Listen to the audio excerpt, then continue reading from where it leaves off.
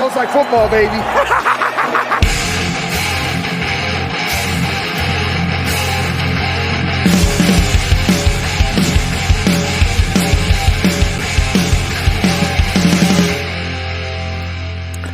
What up, guys? Welcome in to the Fantasy Football Smackdown. It is Thursday in your podcast feed, St. Patrick's Day, March 17th.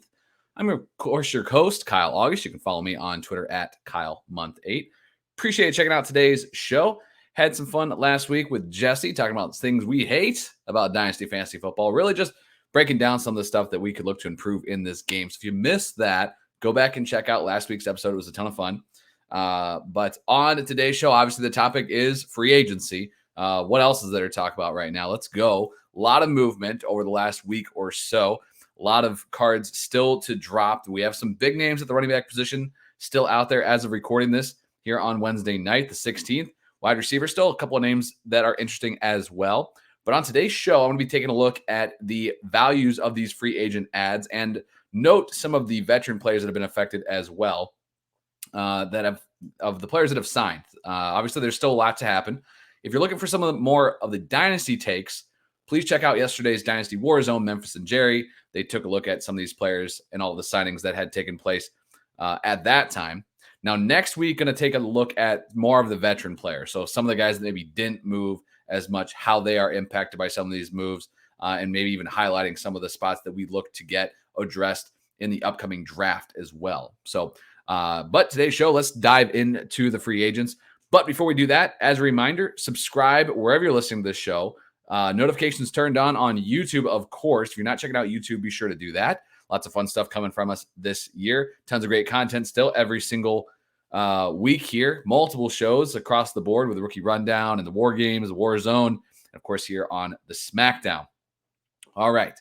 Diving into this solo pod, here we go. Going to take a look at not only some of the signings, but also some of the guys that re-signed, give some quick breakdown on that, some of the trades that happened. So some of these could be a little bit more than a week old. And obviously, if anything happened after recording the show, tune back in next week for my takes on that. But I'm going to be looking at 2021 immediate values here on these players. So at the quarterback position, some of the big ones were just the guys that were coming back. Aaron Rodgers obviously returns to Green Bay. He is a top 12 quarterback once again. We saw a little bit of decline in his touchdown numbers, but he was still up there despite not having godly passing attempts, right? He's just been extremely efficient, no interceptions. I think and with Devontae Adams there, as long as he gets that contract extension or decides to play on the franchise tag, then it's all systems go for Rodgers. I think they'll add some receivers here in the draft or via free agency. So time will still tell on that, but gotta love Aaron Rodgers in 2022. Same thing with Tom Brady, who was a surprise, I guess, return back to the Tampa Bay Bucks, coming back right before free agency started. So TB12 is back in Tampa. That's a big up, obviously, for Mike Evans, Chris Godwin, as he returned. And you expect Gronk now to be back in Tampa Bay. So that offense overall is going to be high-powered once again. Still haven't addressed the running back situation as of recording this yet, but whoever lands there should have a ton of value. But Brady is going to be right there with Rodgers, probably higher even, due to the fact of, Brady last season leading the league in attempts and yardage, up there in touchdowns. So Tom Brady should be a top 8 quarterback, despite obviously the lack of rushing. Russell Wilson to Denver.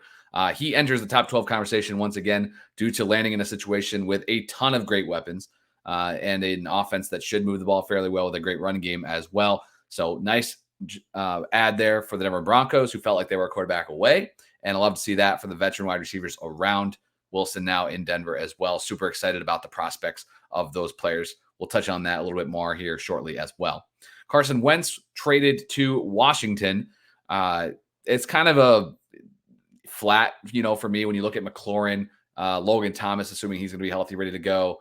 And, whatever else they can add there. Curtis Samuel hopefully being healthy, or Demi Brown. So for me, Wentz is it's kind of flat for Washington. Now, taking a look at Seattle and Indy, the teams that traded those quarterbacks, they haven't addressed their quarterback position yet as of recording this. And as of recording this as well, there's not a ton of free agents out there. You're looking at Jameis Winston, Marcus Mariota, and then the draft class that everyone is not extremely excited about. So for me, those are two situations to obviously monitor going forward. But for the Washington side with the Wentz ad, it's kind of flat. I don't really, I think there should be hopefully a little bit more consistency for Terry McLaurin, but it's not necessarily a huge upgrade per se. The free agent signings so far, we got Mitch Trubisky to Pittsburgh. Honestly, Big Ben was just a shell of himself last year. So could Mitch be much worse than that? Not really sure. When you look at Juju, more than likely out of Pittsburgh, hasn't signed yet.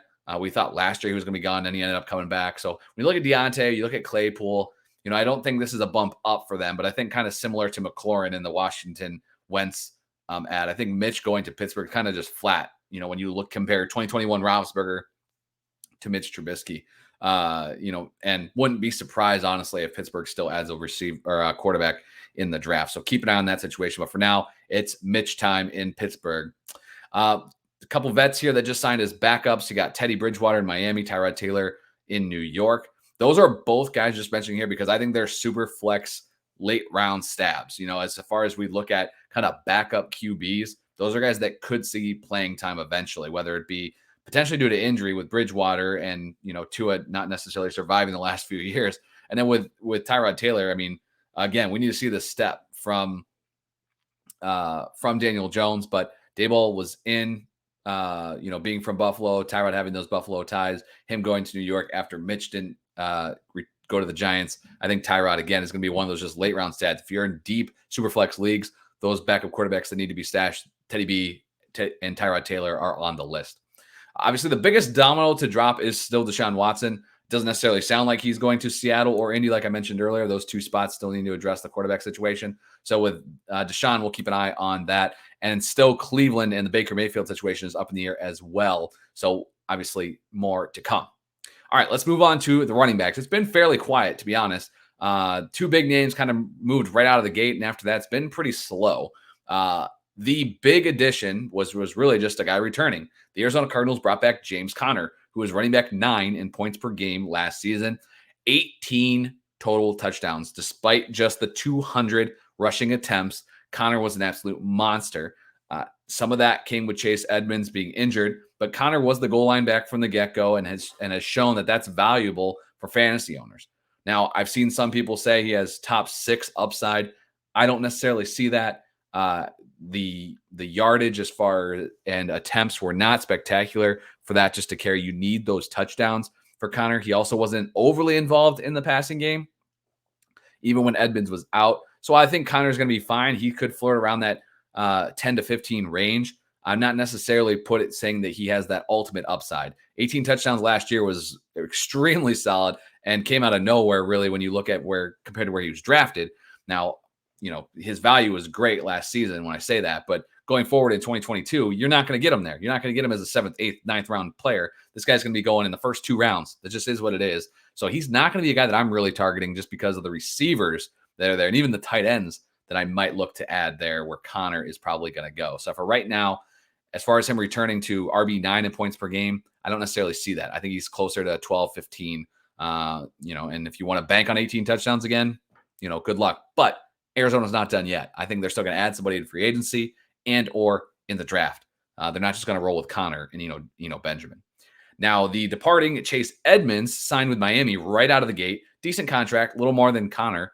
But then right before this show started recording, Raheem Mostert gets reunited with Mike McDaniels in Miami, the new head coach. Familiar with Mostert from the time in San Francisco. So now we have Chase Edmonds, Raheem Mostert in Miami, Myles Gaskin looking like the incumbent that won't be there very long. Not a lot left on the bone if they're going to be given touches to both of these guys. So for me, Edmonds got the money. It talks. Mostert's been injured over the course of many seasons of his career. And while he's had his spurts at times, I think what I'm really going to look for here is just give me the guy that has the passing down to work if I'm not sure. And that's going to be Chase Edmonds. 53 receptions in 2020, 43 receptions in just 12 games last season. Raheem Mostert, on the other hand, has never had more than 22 targets in a season. So while I think Mostert could just be kind of a nuisance, if it knocks down the value of Edmonds, I'm cool taking Chase Edmonds if he's there in round 6 or 7 in your redraft leagues. If somebody's going to bank and say, hey, I got to take this guy around 4 or 5, you can have him.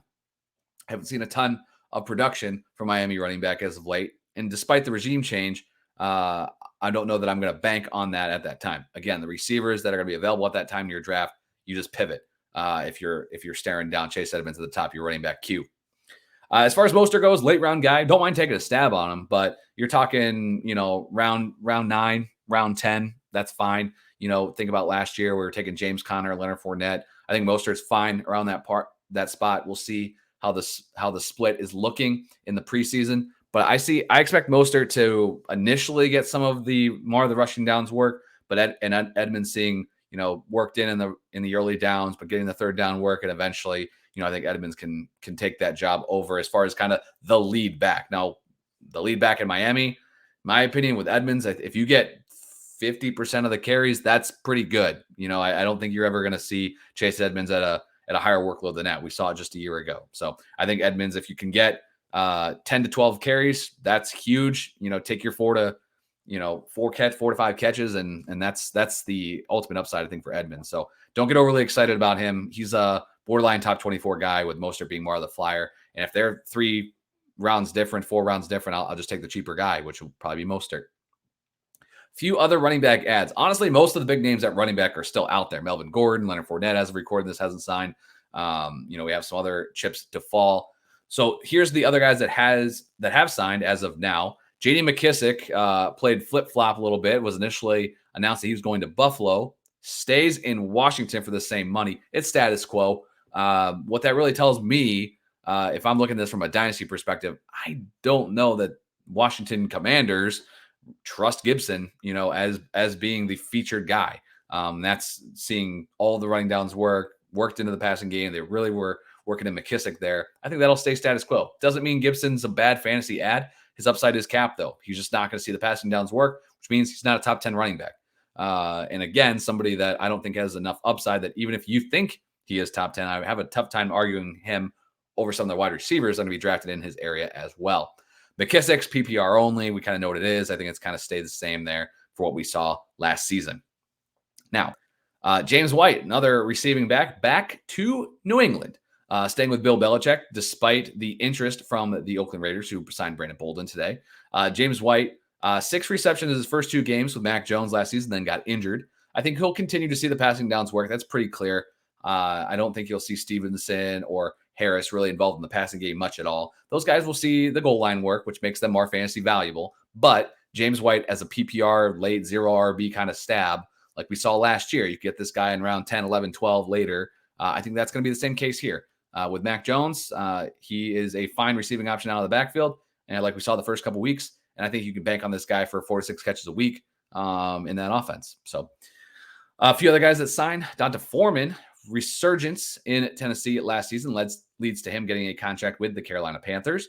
So I think you keep an eye on that Tennessee situation, see what they signed there with Derrick Henry. That is a valuable handcuff purely. But with CMC, we'll see what they do there. But if they work Foreman in a little bit more, it could be a good late round flyer. Not in the Mostert range necessarily, but I like Foreman a bit as just a kind of a late round stab in Carolina if he's kind of the guy, if they don't really add any other bodies there on the Panthers offense. Tevin Coleman back with the Jets. Hopefully what this means is they trust Michael Carter, and they can just kind of add some bodies there for cheap and lean on Carter a bit, but time will tell. And I think that it's more than likely that the Jets will add somebody in the draft. So we'll see. If they add somebody in round 5 or later, 4 or later, then I'm feeling still pretty good about Michael Carter. But we've seen NFL teams get us before. So those are the running back ads as of now. Like I said, I think lots of movement still to happen at that position. Some big names and some holes to fill as well across the league. All right, receiver was a little bit more interesting. Now at the top, the big name guys didn't go anywhere. That's kind of how NFL free agency works. That's how it goes. Mentioned this last week a little bit in passing, but dive in just a tad bit deeper here on today's show. Devontae Adams back with Green Bay. He was franchise tag. He's a top 5 wide receiver. Even if he holds out to week 3, week 4 of the preseason, don't care. He knows what he's doing. He doesn't need time to get acclimated to that offense. He can step right in. So Devontae Adams, full go. He is my wide receiver 2 as of right now. So more rankings to come in the next few weeks, but post-free agency rankings will probably be released. Will be pre-draft sometime in April, so be on the lookout for that. Chris Godwin back with Tampa Bay, also franchise tag for the second year in a row. This is a guy that it's just injury now. Now that Tom Brady's back, in Tampa. Godwin, we saw a fantastic season from him last year. Now, they also signed Russell Gage, which honestly I think was one of the biggest winners in free agency across any position at skill position for fantasy football. Russell Gage could fit into that Antonio Brown type workload, which was a decent amount of targets. Now, Brady throwing the ball as much as he did last year can lead to 3 fantasy valuable wide receivers. Mike Evans is going to be at the top for me because of the Godwin injury, but if healthy, if you can go from week 4 on, I think Godwin is going to be a top 12 wide receiver pretty easily. I'm going to be drafting him somewhere around wide receiver 15 in leagues, maybe a little bit later. We'll keep an eye on that situation as far as his progress. But if he, avoids the pup list, then he's easily a top 15 guy for me right around that edge. So gotta love that for Godwin, especially with Brady coming back now. Mike Williams signed a contract extension with the Chargers. He was wide receiver 14 in points per game last season. Career highs pretty much across the board and fantasy production for sure. Career high in targets, 129. Had 76 receptions, for just over 1,100 yards and 9 touchdowns. I think that's repeatable. But with Keenan Allen there, Allen will see 140, 150 targets. Mike Williams, and Herbert threw the ball a ton. So I think for me, Mike Williams, you're hoping for 120, 130 targets again. And if he can produce that 1,000 yards, 7 to 9 touchdowns, that's going to be solid. For me, though, in rankings, he's top 20, but I'm not overly excited just because it wouldn't really matter where he goes.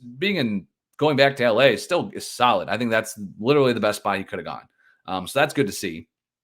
But you're talking about a guy that hasn't really produced at this level. We saw him put up, big yardage numbers with no touchdowns, low yardage numbers with a ton of touchdowns, and he finally put it together in 2021. So I think for Mike Williams, the landing spot's great. Arrows pointing up still for him as far as his fantasy value. He could have landed somewhere else, taken the bag, and gone somewhere with a lesser quarterback. He is in a great spot as far as a good quarterback, high volume offense, and he will be featured there. But for me, I just don't know that he's going to replicate wide receiver 14. I think he's somewhere more in that 18 to 20 range. So I'm okay taking him around there. Amari Cooper was, of course, traded from the Dallas Cowboys to the Cleveland Browns for a bag of magic beans. Amari Cooper, for me, the volume there is just not going to be the same. Now, I know he didn't see a ton of targets in Dallas last season, under 900 yards for him, and was barely a top 30 wide receiver in points per game. The quarterback situation's kind of up in the air as of recording this. Baker Mayfield, between his commercial takes, is writing letters to the city of Cleveland on how much he gave his heart and soul. We will see. But unless the Cleveland Browns land Deshaun Watson, this is not going to be a great quarterback situation. If it's Case Keenum, whatever, if they draft a rookie, if they go inside a free agent, I don't necessarily see a huge upgrade there on Baker Mayfield. It's not a huge downgrade either. But for me, Amari Cooper is, you're looking at maybe a guy that could stretch into the top 24, but I think he's more kind of in that 24 to 28 range with the Cleveland Browns. They were, if you add Keenum and Mayfield's attempts together, that was 19th in the league. I don't think this is a team that wants to throw the ball a ton. So Amari should be the featured number 1 guy, but what does that mean? I think you can still go after number 2 options in higher volume offenses. So for me, Amari is an arrow down. Michael Gallup re-signs with the Dallas Cowboys coming off the injury. He's a late round flyer. I know last year when he was the wide receiver 3 there in Dallas, he was going somewhere maybe round 7, but mainly round 8, round 9, maybe. I'd take him there again, even as the wide receiver 2, quote unquote. But for me, Gallup is, dealing with the injury situation. I like Gallup's talent, but I don't think he's Amari Cooper. He's just not that kind of player. He's a deep threat guy. I think he's Mike Williams light. So if I think Mike Williams is kind of in that 18 to 20 range, I think Gallup, even once he's healthy, is probably somewhere in that, 30. So he's going to be wide receiver 3, kind of a flex when he's out there. No problem taking him there. As far as on draft day, as long as you're willing to ride the wave there of how healthy he is. So keep an eye on that situation. Towards ACL, clean tear at the end of the year. If he makes it back and he's on the pup, he's going to be a mid-round guy. Christian Kirk to Jacksonville. Good for you, man. Got a ton of money. Fantasy value, don't really care. This is a team that Jacksonville signed Christian Kirk, signed Zay Jones, signed Evan Ingram. Pieces around Trevor Lawrence, great. Let's see it. Trevor Lawrence threw the ball over 600 times in 2021. Could be a high volume guy that works his way into the back end of the top 12 for fantasy purposes. That's great. He's a guy in super flex that you can draft as a QB2 that might have QB1 upside, low end QB1 upside. There's just some added talent around him. But I think what this shows really the most is that DJ Chark's obviously out the door. Chenault, this is a regime coming in that just apparently doesn't believe that he's much of a talent. You still have Marvin Jones under contract there. Honestly, I think Marvin Jones is still the best fantasy option when you look at this team. But overall, none of these guys are guys that I'm really targeting, want to own. I think what this did, the signing of these three guys, little boost to Lawrence, giving him a little bit more talent around him. But overall, not really thrilled. I think this is just a team that still is missing those key playmakers. These are all C-level talents, in my opinion. And Kirk could be the best of that group of the signings from this week, but I just don't see fantasy value. I'd take all these guys mentioned over him so far. Zay Jones obviously signed in Jacksonville as well. Another player that I would take over Christian Kirk was Russell Gage. Mentioned it earlier, signing with the Tampa Bay Bucks. Saw him put up some really decent numbers with Atlanta when he was allowed to be featured there. And now he gets some money in Tampa Bay. Should fill in as that wide receiver 3/wide receiver 2 until Chris Godwin's 100% healthy. And again, with a higher powered offense, I have, depending on the Godwin injury news, I think Gage and Michael Gallup are pretty damn close. So we'll keep an eye on that situation. Still fluid there, but I like it for Russell Gage. I think this is a really, really good landing spot for him and should still see plenty of workload despite being the wide receiver 3. Braxton Berrios back with the Jets. Had some nice PPR numbers down the stretch. I believe it was double-digit PPR points over the last 4 weeks. Some of that got a little creative with some rushing and those types of things. Really, I just think this is good continuity for the second-year quarterback, Zach Wilson. You're still looking at Berrios, Elijah Moore, and of course Corey Davis, the last year's free agent signee. Maybe they could add another piece there as far as as a receiver. They added a couple of tight ends, but I think overall, I just like this for Wilson. Keep the guys there that he's been comfortable with. With Jamison Crowder looking like he's not going to re-sign with the Jets. I like it for Berrios. If you want to take him in a deeper league PPR, wide receiver 4 type, that's fine. But I think just overall, I like it better just for Zach Wilson. DJ Chark mentioned earlier out the door. Well, he signed in Detroit. This man loves winning, ladies and gentlemen, going from Jacksonville to the Detroit Lions. Chark, I don't see a ton of fantasy value for him. I know he blew up a couple years ago, had the injury last year. But for me, I think Chark is maybe 100 targets, even in that offense that's going to be playing from behind a lot. I still think that as far as the pecking order goes, you're still going to see Hawkinson and Amon-Ra St. Brown leading the pass catchers and receiving. DeAndre Swift heavily involved in that passing game as well. So I think Chark, if he reaches 90 to 100 targets, he can hover probably around that 750, 800 yards. And that'll be where he is. So I think this is a, late round guy, maybe not, late double digits, but, 9, 10, and just take the shot there. If he ends up being the preferred target for Jared Goff, an offense that should be throwing the ball quite a bit, then you luck out. But I don't know that he is going to overtake Hawkinson or Amon-Ra St. Brown in targets. Now, what does this do to Amon-Ra St. Brown? I think St. Brown was already an interesting study because you look at what he did down the stretch, which was obviously unfreaking believable. The dude was a top 10 wide receiver, was getting it done every single week, was getting it done every single way you could at the receiver position. But that was without TJ Hawkinson. So I'm a little bit worried about what he is going to do. What he's going to do there. Sorry, I got a notification. Chris Godwin signs a 3-year contract extension with the Bucs. Good for him after getting that franchise tag. So good for Chris Godwin. Hopefully for him, it's a couple of years of Tom Brady, not just one, but we'll see. So back to DJ Chark and Amon-Ra St. Brown. For me, St. Brown, you're not going to see him replicate what he did at the end of the season. Chark being there, you knew more bodies were going to come in. That was, going to happen. But for me, St. Brown is somebody that's just going to be overvalued on draft day because people are going to remember what he did down the stretch. And while that was great, I just don't see taking him as a top 15 wide receiver. Just don't see that happening. And somebody will probably take him earlier than I will. So Cedric Wilson moves from Dallas to Miami. It's another body, but Cedric Wilson's not a great talent. And honestly, Miami has been linked to some other wide receivers, and they just brought in Cedric Wilson. So I don't necessarily love this for the offense. Waddle's still clearly far and away the guy. He's going to see a crap ton of targets. And with it just being Devontae Parker, Cedric Wilson, they brought back in Preston Williams. I don't love it for Tua. I wish they committed some more resources.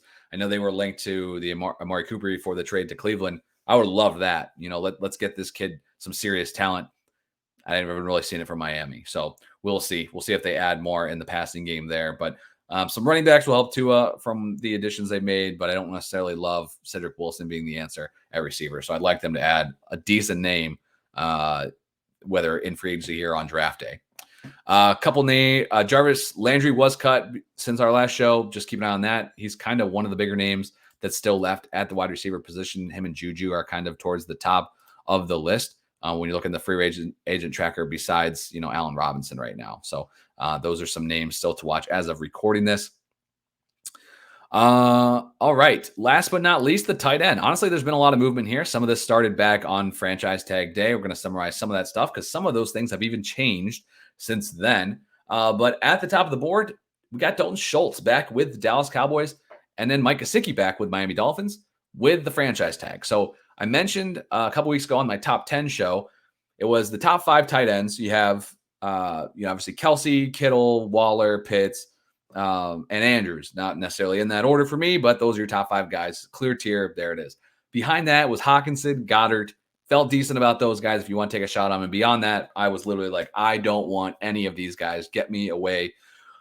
But with that being said, I think that free agency has been the kindest so far to the tight end position. I like some of these guys. I'm going to fall back into that trap where there's going to probably be 12, 14 guys that I kind of like at the position. Obviously, I'm not reaching on any of those guys besides the top 5. But I talked about Dalton Schultz as a bust candidate at season end because I had a little bit more faith in the Cowboys retaining some of their play, even Amari Cooper mainly, Blake Jarwin coming back. And then since then, obviously, Jarwin's been released due to injury. Cooper traded, bring back Gallup, who's injured, and Cedric Wilson's out the door. So Schultz, who was tight end 3 in 2021, overall, not in points per game, but overall, total points, tight end 3, third in receptions with a career highs with 78 receptions, just over 800 yards, and 8 touchdowns. I think those numbers are within reach for Dalton Schultz again. That would put him on borderline that elite tier. I think that Schultz is now in that tier with Hawkinson and Goddard, and I love the move for fantasy. The fact that Schultz is going to be back with the Cowboys in 2022. Stock up for Dalton Schultz. Mike Gesicki, 5th in receptions last year, 73 for 780 and just 2 touchdowns. I think staying in Miami is going to still be solid.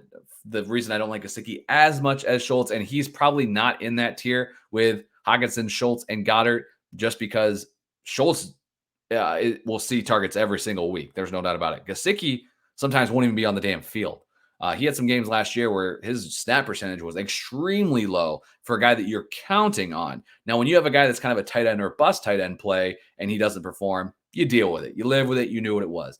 But Gesicki's a guy that you have to spend draft capital on draft day. And that's just a guy that I'm not looking to target. So while I like his prospects, is he going to finish top 10? Probably, because he's going to get the looks. But can you trust him week in and week out? I don't know about that. Hopefully the touchdown numbers come up and that balance out the fact that he does have some disappearing acts. But I like the move for Dalton Schultz. Gesicki's kind of a flat, but I still think he has the upside to be a top 10 guy. He's just on the edge of that last resort tier. All right. Few more moves that I really liked for the tight end landscape. David Njoku, franchise tag by the Cleveland Browns. And immediately I'm like, what the hell? Get this guy out of Cleveland. Let this man have his chance. You drafted him so early and you've done nothing but just, sign Austin Hooper to record-setting deals, not target this man. What are we doing? Today, March 16th, Austin Hooper cut from the Cleveland Browns, and Njoku finally has in time. It's going to be Njoku and Bryant in that Cleveland Browns offense. We'll see with the quarterback situation, but I like Njoku. He's not going to be a top 12 for me, but he's going to be kind of on that fringe, interesting guy list that I think, is going to be a valuable fantasy option for owners that wait at the position. Austin Hooper, currently still a free agent after just getting cut today. We'll keep an eye on that. He's kind of a volume type guy if he lands in the right spot. There's some teams still looking for tight ends, but I like this for Njoku quite a bit now that Hooper is gone. First reaction was, my God, what are we doing? But overall, I like this for Njoku and his fantasy prospects. All right. We obviously had the trade with Russell Wilson. Now, how does that impact the tight ends? Well, Noah Fant is sent to Seattle, waiting on a quarterback. So not going to judge this just yet for Noah Fant's fantasy value. But, he could be in that Njoku range, somewhere in that 12 to 15 for fantasy purposes, but definitely not a guy that right now you have to spend much on. We'll keep it on that quarterback situation.